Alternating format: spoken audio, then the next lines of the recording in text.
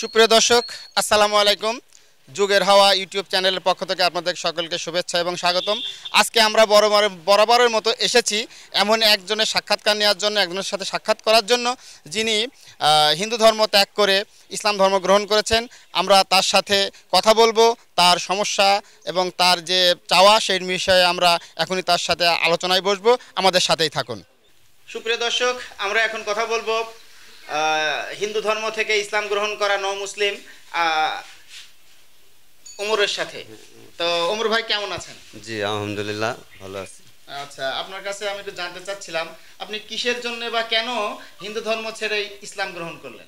ইসলামের প্রতি আকৃষ্ট আমার এখানে মানে এই যে দেখি যে এরা ছোট ছোট বাচ্চারা, ছোট মানুষ এবং কি মুরব্বীরা, বয়োজ্যেষ্ঠ নাই অসুস্থ নাই, সবাই মসজিদে 5 ওয়াক্ত নামাজ কালাম পড়তে যায়। এই দেখে আমার খুব ভালো লাগে, আমি খুব পছন্দ করি। আবার এই ছোটো ছোটো বাবু এরাও মসজিদে চলে যায়, খুব মনের ভিতরে ই করে যে এরা কত সুন্দর পয় পরিষ্কার থাকে, মসজিদে মন্দিরে যায়, নামাজ 5 ওয়াক্ত নামাজ কালাম পড়ে আসে, কত সুন্দর। তাই ওইখান থেকে আমার মনের ভিতরে একটু টান। তো তারপর থেকে আমি বলতে সাহস পাইতাম না এখানে, যে আমি বললে তারপরে দেশের অবস্থা খুব একটা ভালো না, যে বলবো দেখা গেল একটা মানুষ একটা বাজে কথা এটা।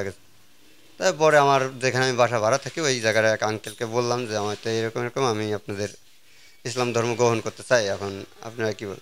তো না বলে আলহামদুলিল্লাহ, এটা ভালো কথা বলছো। পরে আমি বলছি, তাই বলে তো তোমার দোকানে ওইখানে তো বড় মসজিদ আছে, ওইখানে যায় তোমাকে আমি বলে। পরে এখানে ইমাম সাহেব ছিল, তারপরে আমাদের চেয়ারম্যান সাহেব ছিল, আরও অনেকে মানে বয়োজ্যেষ্ঠ ছিল, এবং কি আমার আনুষঙ্গিক যারা ছিল তারা ছিল, তাদের নিয়ে তাদের মাধ্যমে আর কি এই ধর্মটা গ্রহণ করলাম। কতদিন হলো এই গ্রহণ করা হয়েছে? এই ধর্মটা গ্রহণ করেছে তা তো 1 মাস হয়ে গেছে প্রায়। পেয়েছেন কিনা? বাধা তো এখনো পাইনি, মানে কিন্তু তারা আর কি ওরকম ফোনে যোগাযোগ নাই, আগে যাওক যোগাযোগ। আমি তো এমনি উঠলাম দূর দেশে, মানে আমি আমার অরিজিনাল ঠিকানা তো রাজবাড়ি জেলা, আমি তো এখান থেকে চলে আসছি, এখানে ভাড়া থেকে হলো সাধারণ একটা নিয়ে ভাড়া থেকে থাকি। ওইখানের মাধ্যমে আর কি আমি আর আমার ওয়াইফ দুজন আর কি এই জায়গা থেকে কাজ করি। এই মাধ্যমে আর কি আমরা এইখানে তো এসেছি, এমনি ফোন টোন বন্ধ, কার সাথে যোগাযোগ নেই আমার আর কি এখন। এক কথায় তাদের সাথে আপনার এই ইসলাম গ্রহণ করার কারণে তারা আপনার সাথে না যোগাযোগ না, আমার সাথে যোগাযোগ কে রক্ষা। কে আছেন আপনার বাড়িতে? আমার বাড়িতে এখন আমি এখানে আছি, আমার মা আছে, আর আমি আছি, আর আমার ওয়াইফ, এই 3 জন। কোনো সন্তান আছেন কিনা? না, এই বিয়ের বেশি দিন হয় নাই তো এই জন্য। সব মিলে ইসলাম গ্রহণ করার পরে আপনার কেমন লাগছে, কেমন বোধ হচ্ছে? আলহামদুলিল্লাহ খুব ভালো লাগছে, এবং খুব নিজের কাছে শান্তি, নিজের শরীরে এবং দেহের মানে খুব শান্তিতে আছি। 5 ওয়াক্ত নামাজ কালাম পড়ার চেষ্টা করি এবং কি পড়ি, ইনশাল্লাহ ইমানের সঙ্গে তো এইভাবে যেন আমি করতে পারি সব কিছু। সমস্যার ভিতরে আমি মানে একটু আর্থিক একটু সমস্যাতে আছি। যেমন মনে করেন যে আমার তো এখানে আমি ভাড়া বাসায় থাকি, ছোট্ট একটা ওই নিয়ে 3 জন লোক নিয়ে আমি। তারপরে এই দোকানটা হলো আমি কাজ করি, দোকানটা আমার না, আমি এখানে কর্মচারী হিসেবে কাজ করি। মানে একটু আর্থিক সমস্যা আমার, কামাই রুজিতে। ওমর ফারুক ভাই, জি ভাই। আপনি তো এখন ইসলামের দ্বিতীয় খলিফা হযরত উমর রাদিয়াল্লাহু তাআলা আনহুর নামের সাথে আপনি নিজেকে জড়িয়ে নিয়েছেন। হ্যাঁ। তো আপনার পূর্বের নাম কি ছিল? পূর্বের নাম ছিল আমার বিশ্বজিৎ। বিশ্বজিৎ। হ্যাঁ। আপনি তো বিশ্বজিৎ মানে তো বিশ্ব জয় করা। তো আপনি এখন ইসলামের ভিতরে এসে আবার কি নিজেকে জয় করতে চান? হ্যাঁ, নিজেকেও জয় করতে চাই এবং ইসলাম ধর্মকে আমি জয় করে রাখতে যেটা চাই। বলছিলাম যে আপনি আসলে কাজ শিখেছেন কোত্থেকে? ফরিদপুর থেকে। ফরিদপুর থেকে। হ্যাঁ। এখানে আমরা দেখছি একটি সেলুনের দোকানে আপনি কাজ করছেন। এই দোকানটা কি আপনার নিজের? না, এটা হলো আর একজনের, আমি এখানে হলো কর্মচারী হিসেবে কাজ করি। কর্মচারী হিসেবে। হ্যাঁ। তো এখানে যে কাজগুলো করছেন এই কাজগুলো করে কি আপনার আসলে সংসার জীবন কি আসলে স্বাচ্ছন্দ্যে চলে?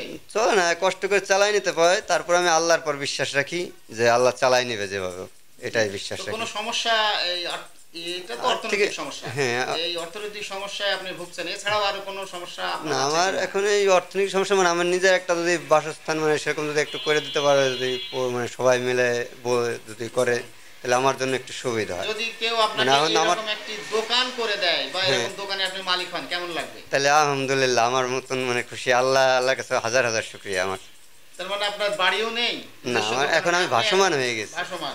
হ্যাঁ, মানে আমার এখন কোনো কিছুই নাই, যদি সবাই সহযোগিতা করে তাহলে। আচ্ছা, আপনার পরিবারে আর কে কে ইসলাম গ্রহণ করেছে? আমার ওয়াইফ গ্রহণ করেছে। আচ্ছা, আপনার মা কি আপনার আমার সাথেই থাকে? আমার মা আমার সাথে থাকে, বয়স্ক মা তো, সে আমার সাথেই থাকে।